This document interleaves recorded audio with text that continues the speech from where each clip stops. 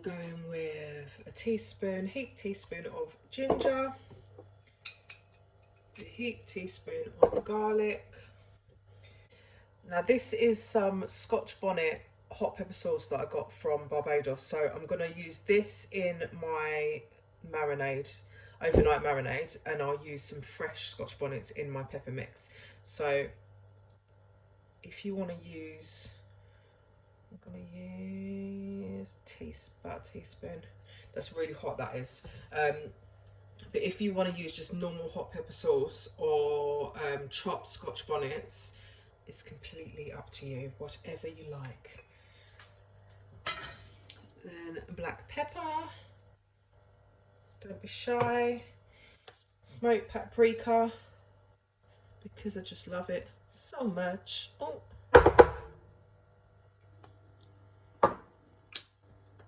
Dry thyme, little bit of that, little bit of aromat, and then I've got 2 Maggi cubes, that I'm going to crumble in. 1, 2, and then just a little bit of Maggi liquid seasoning. I say a little bit, like 2 tablespoons. And then I'm all out of gloves, so I'm going to have to go in with my hands. Now, if you are going to season your meat with your hands, and you're a silly person like I am and haven't restocked gloves, as soon as you finish mixing this meat, wash your hands, because that Scotch bonnet is going to penetrate your skin and it's going to burn. So I would always suggest gloves, or wash your hands very, very quickly. Right, so that is now nicely covered all of my meat, and as usual in the fridge overnight. And then tomorrow we're going to cook up this baby. We're going to cook it up. Looks so good. It smells so good already. So I'll see you tomorrow. My goat meat has been marinating overnight, so we're going to start cooking this up now. So I've got a really, really hot pan.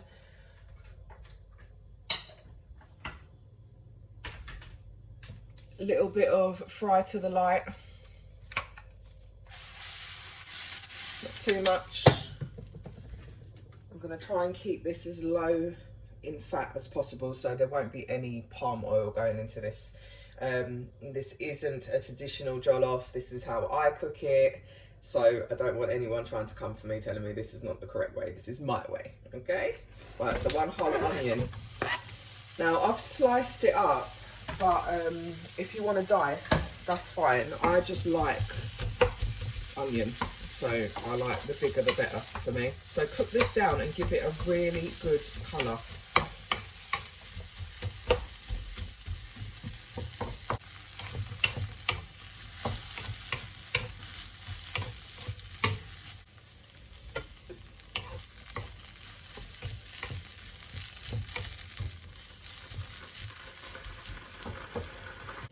Okay, we could go a bit browner, but I can't be arsed waiting any longer. So if you can be bothered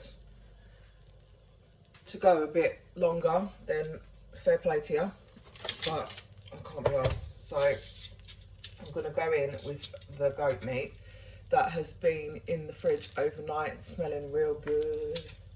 So just throw that all in.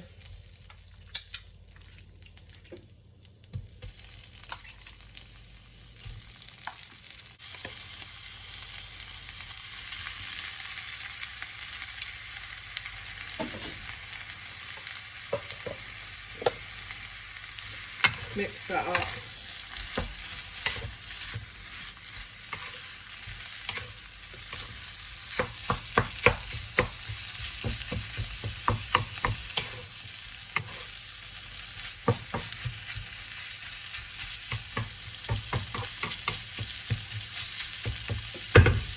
Well, I'm going to add in a beef stock cube. I'm not even going to try and crumble that. Then I'm going to add enough water to cover the meat. And then I'm going to add a little bit of water in here because we want all of that. We definitely want all of that. A little bit more water. Mix it up.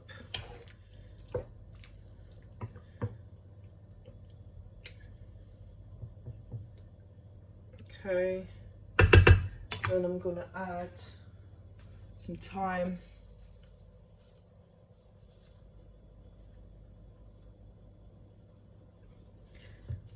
Push that down. And I'm just going to let this cook for about 2 hours on a low heat. So I'm going to turn my heat right down. At the moment it's on 6, I'm going to put it down to 3. Yeah, put it down to 3.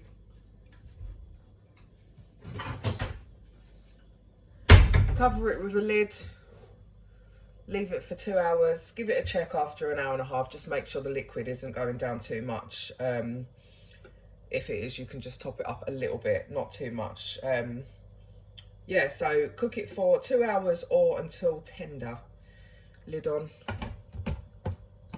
So in here I have got more onion, more garlic, some smoked paprika. I've got 4 plum tomatoes, fresh plum tomatoes. Now, normally I do use a tin of plum tomatoes, but I had these in my fridge that needs to be used up, so I do not like to waste stuff. So I've got fresh tomatoes, but tin tomatoes are fine. I've got 2 scotch bonnets in there. I probably will add 1 more after I've tasted it, but I do like to just add a little at a time just in case the peppers are really, really hot. The last time I cooked this, I used 5 scotch bonnets and it wasn't too hot for us to eat, but it was too hot. We still ate it, but we could have done with a little bit less heat in it. So I'm going to add more as I go on instead of adding it all at one time. So we'll just whisk this up.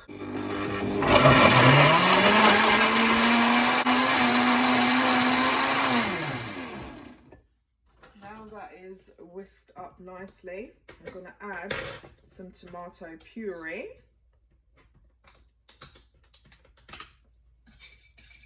And I've got a 70-gram little tin here, but the tubes are just as good.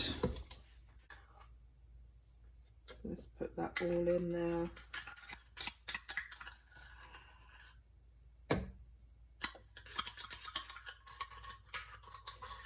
Now you're probably going to need a little bit more tomato puree if you're using fresh tomatoes because they're not as red as tin tomatoes. Let's put that in there.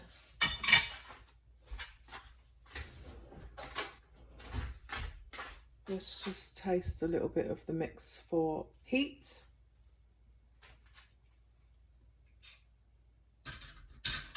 And yeah, I could definitely go with another 2 scotch bonnets in there. If you are fearless, it's always worth trying your scotch bonnets. Just a tiny little like dab on your tongue to see how hot they are, because the heat really varies. When they're smaller, they are normally hotter. I'm going to put another 2 in. I keep all my scotch bonnets in the freezer just because they keep well that way. I'm also going to add some salt into here. Bit of Himalayan rock salt.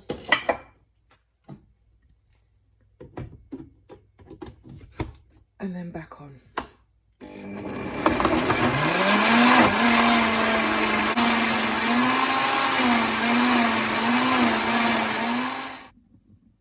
My goat has now been cooking for 2 hours with the lid on. And you can see my liquid has reduced.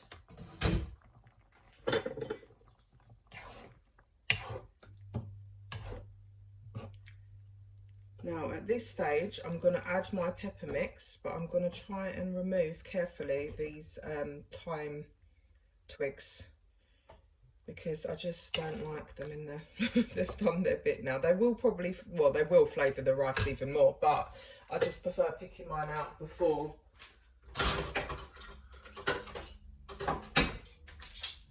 instead of while eating. So this is going to be hot, so please take your time and just remove them.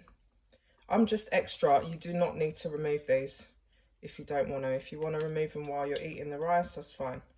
But I just like it out before, like I've already stated. No, I probably won't get every last bit out, but I'll try and get as much out as possible. Let's get rid of that spoon. It's not even a spoon.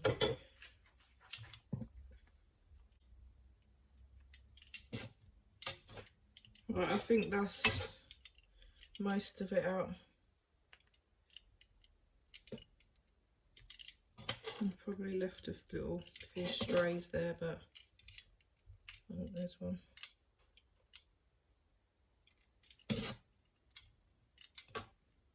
The majority of it is out. Okay, now we are going to add our pepper mix to the mix. Lovely bit of pepper mix, all of it, every last drop of it. I'm just going to get every last bit out. Oops. Right, going absolutely everywhere.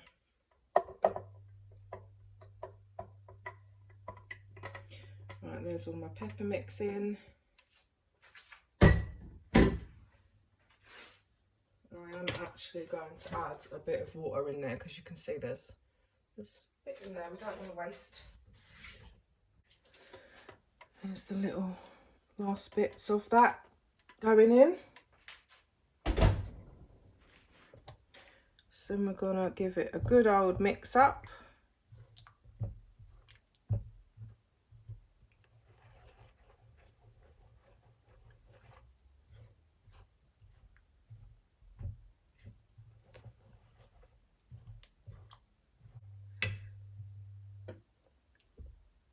I can see another there. Okay, mix. Carry on mixing, make sure it's all mixed in well. And now I'm going to add some smoked paprika,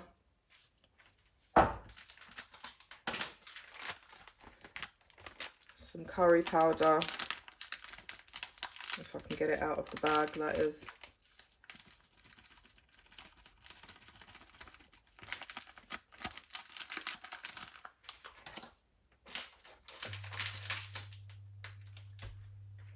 And mix that up again. Make sure it's well incorporated.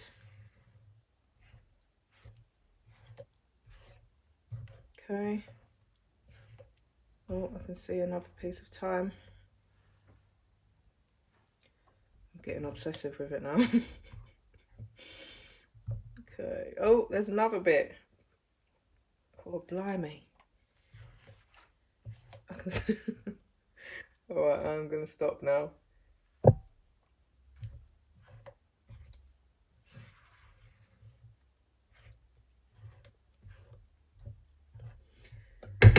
Okay, so now that is mixed in well, I'm going to add a few bay leaves.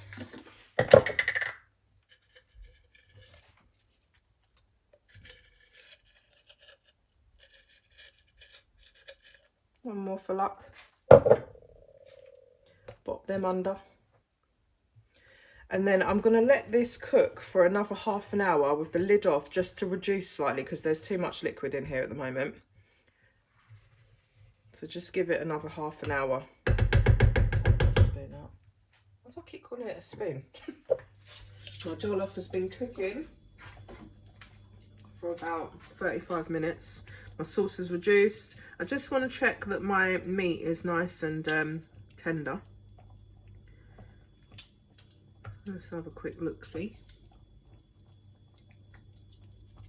Yeah, that's good enough for me because it's not as tender as I would like it to be, but remember we're going to cook this for another hour in the rice, so that is more than good enough. If it's tough, carry on cooking it. Cook it for another good half an hour. That's looking good to me. So what I'm going to do now is add my rice. I've got 1 kg of washed rice here. As I've said 1,000 times, let's bring this out a bit. I do not know how to cook for one person. I always make a big massive batch of jollof because it freezes really, really well. So I will go in with my rice.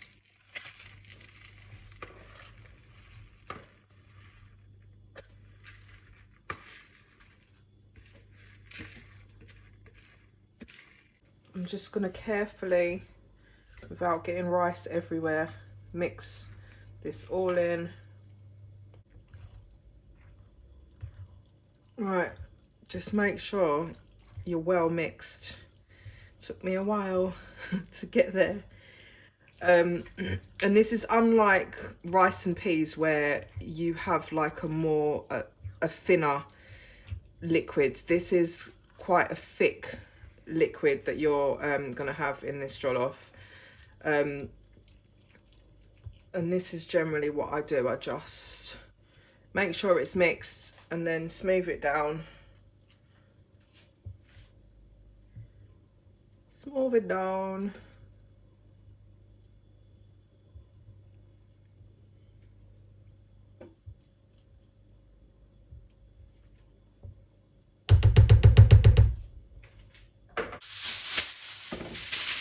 And I carefully, because your pan's going to be hot,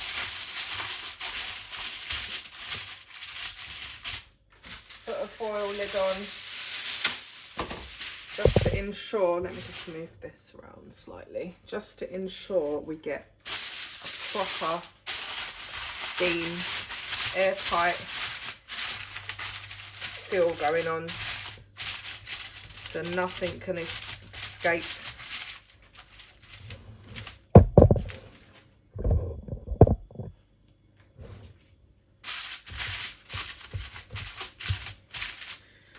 Right, make sure your pot is in the middle of your ring. I'm going to put that now down to 2,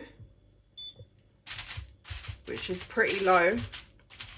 Put my lid on and cook it for 1 hour. Do not fuss with it. Do not lift the lid. Do not mess around with it. Just leave it to cook for 1 hour. Okay. My jollof has been cooking for an hour. I've not touched it. Let's take our lid off. Now at this stage, what I normally do is just very, very carefully, because it's red hot and there's going to be steam, just lift up a little bit. And what I will do is taste the rice and make sure that it's actually cooked before I take the whole lot off, in case I need to cook it, I can't even speak, for a little bit longer. So I'll just taste a little bit of the rice. And that is cooked. So I had to go in for a bit more because that's really nice. Okay, so we can take our lid off, as I said, very carefully.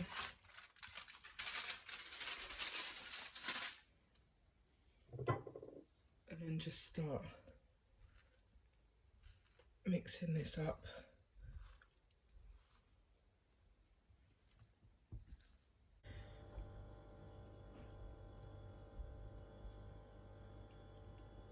So if your rice wasn't cooked when you had tested the little bit, just keep it on, put your lid back on for another half an hour and just do the same thing until your rice is completely cooked. Depending on the heat of your cooker, it's gonna take different times to cook. So I would say it would definitely be cooked in an hour and a half, but just keep testing it. So there you go, my jollof all done. Lovely bits of meat that are literally falling apart. But there you go, jollof, sweet jollof, done.